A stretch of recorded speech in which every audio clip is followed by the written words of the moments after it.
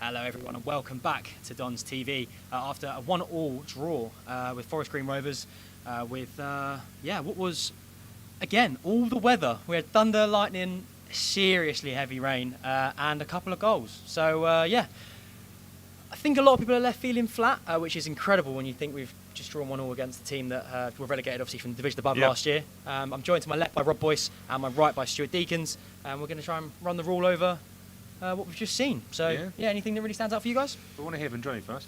Yes, we do. We do want to hear from Johnny forgot first. about Johnny, didn't you? I did nearly forget about Johnny. I think Stu spoke to Johnny literally just now, so we'll get that on screen for you guys now. So Johnny, 1-1 today. What's the feeling in the dressing room after that one? Disappointment that we haven't won, to be honest. I think it's a game that sort of ebbed and flowed, really. We had moments when we was on top, they had moments when we was on top, but by the end I think there's one team pushing, there's one team that looks likely to win it, and I think we had some good chances towards the end to get the winner, but not to be. So yeah, slightly disappointed, but again have to be pleased with the level of performance, the chances that we're creating in every game. So I think it's a good thing that we're coming in even on the back of draws and being disappointed that we haven't taken all three. Yeah, as you say, obviously we responded quite well when that equaliser came out of nowhere, really. Yeah. You must be pleased with that response. I was, yeah. They was having a moment in the game, and they got the goal, and I think their tails are up a little bit, and we tweaked the shape a little bit just to try and help out the boys in midfield, and I think that helped get another stranglehold in the game, and then it went back towards us having the ascendancy, and we're knocking on the door at the end there, aren't we? You know, we're sort of peppering their box. We've had some real good moments in the game where we can perhaps get the winner, but not to be today. But again, like I say, the application of the boys and the way they're going about everything that we're doing, we have to be pleased. James Ball's had to be quite patient to get another chance after the Coventry game.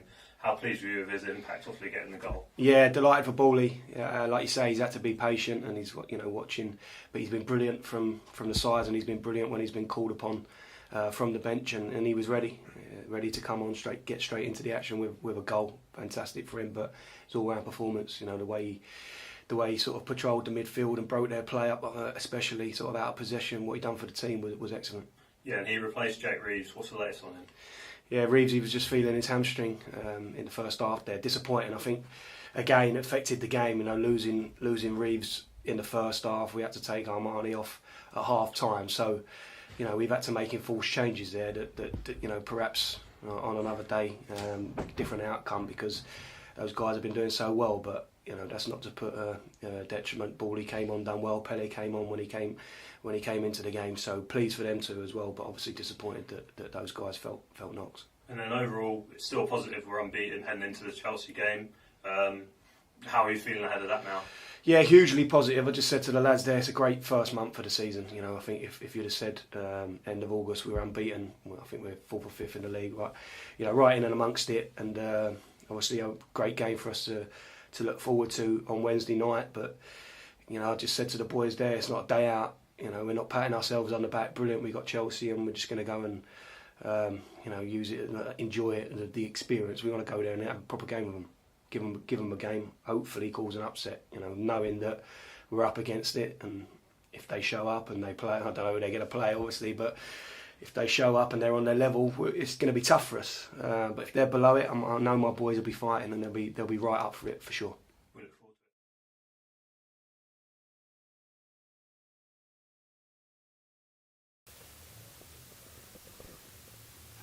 it. There we go, post-match reaction from Johnny Jackson on looking on what was, like you said, the game ebbed and flowed, and I think it's probably the best way to put it. You know, first 15, we thought we were going to be fighting up by half-time, and then, you know, Forest Green fought back into it. And then just sort of at the end there, when he mentioned about Armani Little and Jake Reeves' injuries, I think that did change the game. We were really, really comfortable across the middle of the park, and then they come off in quick succession, what felt like quick succession anyway, and Jimmy Ward got his first goal for the club and looked good, and then Harry Pell obviously being deployed as a striker mainly so far, dropped back into centre mid, sort of his natural position, and I think we just lost a little bit of that rhythm that we sort of have had in previous games with that midfield partnership too. But yeah, I don't know what you guys thought of the sort of the enforced changes, but I think it definitely disrupted what we had going. Yeah, I think it says a lot this season. That, you know, I think we all feel a little bit flat after that game and a bit disappointed we've come away from a 1-0 draw. But we've got to remember, Forest Green Rovers were League One last season, and we finished 22nd last season. Also, when you started campaign and started this season, I looked at the first month and I thought we got some really hard fixtures: Wrexham, Sutton, local derby, Forest Green to come out of the month undefeated, and like Johnny Jackson said, we've lost 2-3 players for injury. I mean, Omar Bagel also looked like it was an enforced change, which then also meant Howie Powell couldn't come in his natural position and kind of did disrupt our flow. I do think if Reeves and Little stayed fit, we probably would have went on to win the game because we would have got more ball possession. I think we did have to change our style a little bit, and it did impact us. But look, a point when they have people like Troy Deeney, Ryan Ennis, and some really good players is, it's not a bad point. Before we come to you, Stu, I'm just going to say, if anyone is watching, drop your comments down below and let us know your thoughts on the game. We're very keen to get sort of viewer input, and everyone has different opinions, so it'd be good to see the game for another set of eyes. Stu, on another set of eyes, what was your sort of take? Yeah, it's interesting what you're saying, because I thought, obviously Reeves went off really early, didn't he? But I thought they were overloading us a little bit in midfield. The areas the wide areas are definitely where we had a lot of joy. Ogundiri had a lot of possession, and it was just a game. Once you get the first goal, good. The good thing about, obviously not a good thing, but Reezy coming off and replacing with ball means you've got another 6-footer. I don't know if anyone knew who was picking him up, but he got 3 on the front stick, didn't he? But it was just a game where we just had to get that second. Yep. And I think the second you kill the game and you probably go on to get a third. Yep. God, did we have some chances? I think the most frustrating thing is obviously Ali goes through on goal. Should have made it 2-0. Obviously he's a bit low on confidence, needs that goal, needs something just to fall for him if it falls off his backside or something and just get a goal, and I'm sure he'll be flying. But he doesn't bury his 1-on-1, and 5 minutes later, in League 2 football, often you see it, they go down the other end. And do you know what? It was a great ball by Alex Bass. Oh, fantastic! Absolute brilliant ball. And it was like a missile, and chased him down, didn't it? Yeah. But do you know what? The thing is, Ali's first touch. Brilliant. Yep. His first touch. I think it's just that last thing, and probably a confidence thing, and also you forget he had such a good back end of last season. He's going to be the man that everyone is looking at.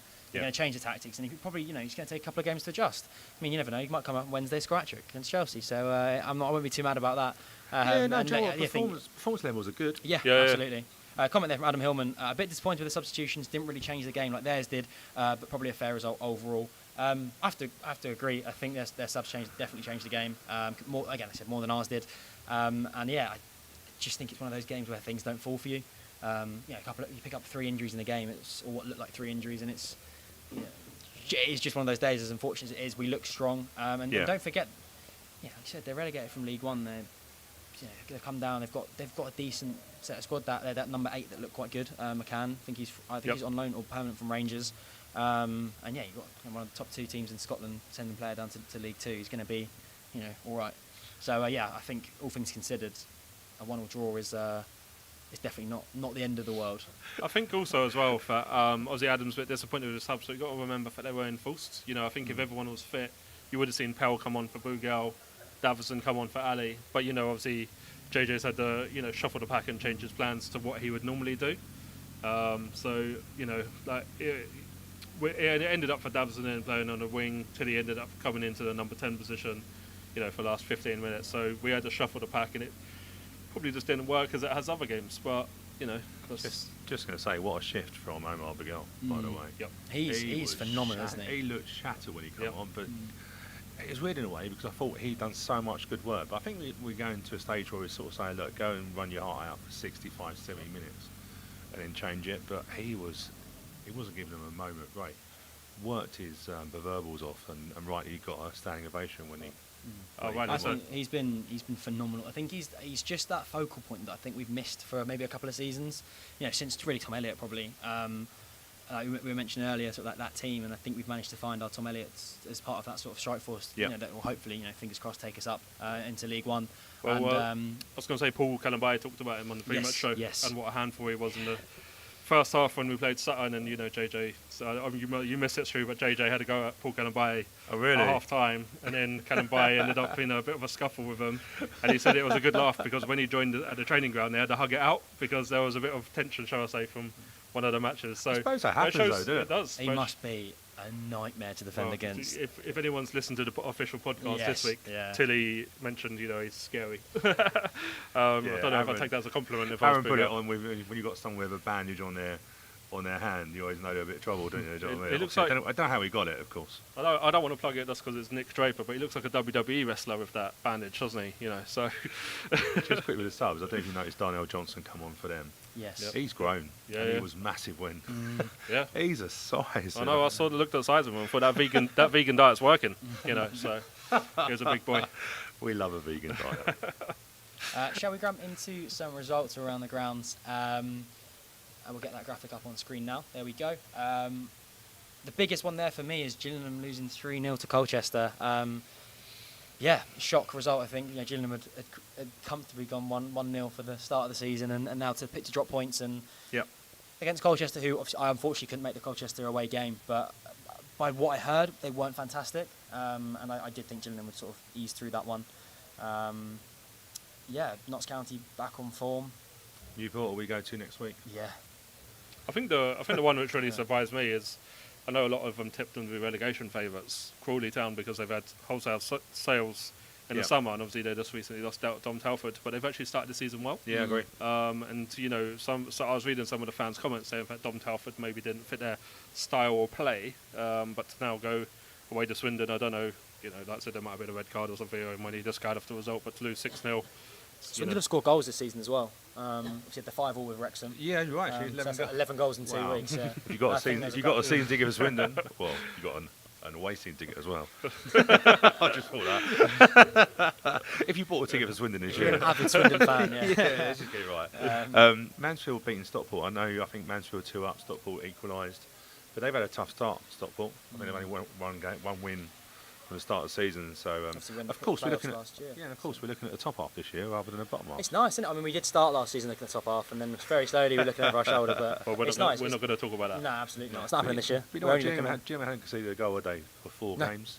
It's No, like no. anything in it. You don't concede a bus. You don't concede a bus. You don't see a bus, and also you see 3 or 4 once. One of the things about Stockport, though, Stu, last season they started slow. Did they? Yeah, they started slow last season. You know, so and grew as the campaign went on. Obviously, we've got their 2 centre halves this season as well. So you know, there must be a lot of changes probably down at Stockport, and I'm sure they'll grow into the season. It's crazy they sent 2 defenders to us in the same division, and it does worry me. Obviously one of them's on loan. Sort of come January, are they going to if we're above them, are they going to recall him if he's looking good at this level? But you know, we can only hope that we keep him for Thank you to forever. Stockport. Thank you to Stockport. We love you very much. Stockport, yeah. We're big Stockport fans. But yeah, so a bit of shake up in the division. I think it's going to sit.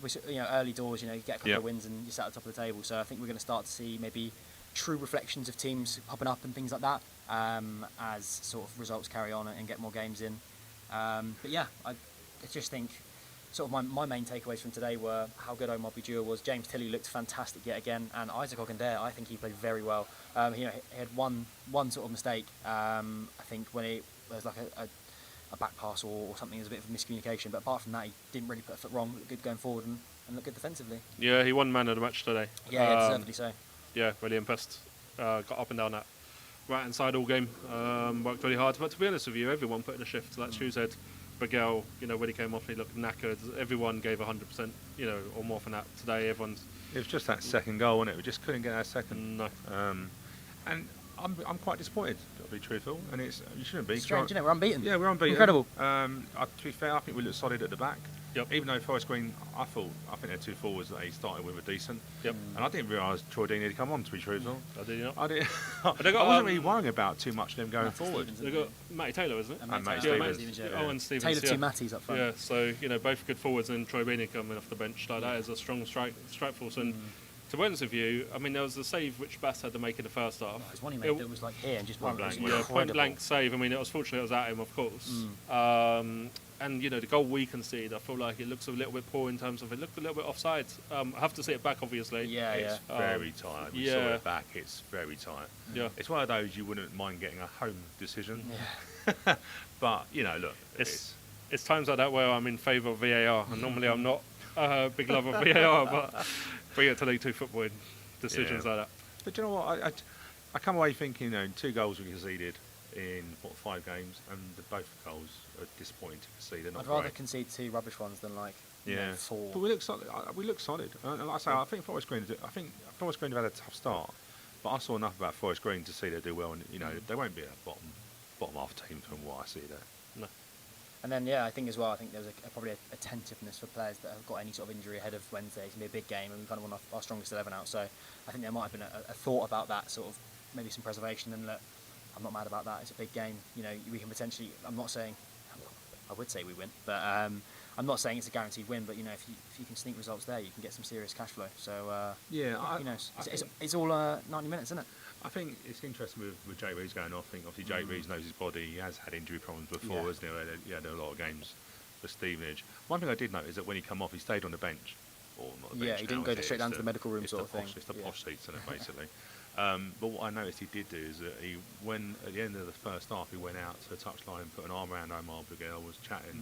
So still, even though he's a serious leader, isn't he? Yeah, serious even though he leader. wasn't on the pitch, I was really impressed of that. Sort of, it was probably telling Omar Bugel to really get amongst them. Do you know what I mean? Probably going to make my hamstring snap. No, I'm joking. So he's obviously knows his body. So I'd rather him do that than try and run it. He looks sort of a leading figure in that dressing room. I think that's something we've needed. I think he's going to be massive for the younger players and also just gelling the squad in general. However, it is getting later on, so we will wrap up and get this over and done with. I think a good day out at Plough Lane. I don't think we can come away with it necessarily feeling too low. Still unbeaten and still in the top half of the table. Still in the playoffs, I think. And I had a nice Bombay potato from the West End kiosk.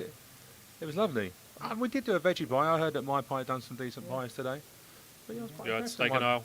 That was good. I did. Nice veggie pie, that one, mate. Well, I had my Bombay potato and then I had tomato sauce with it. Takes away the element. I just want to say, it's coming from Alex Bush, who says it was onside just. So, I mean, I'm sure you've seen it, but home decision, come on.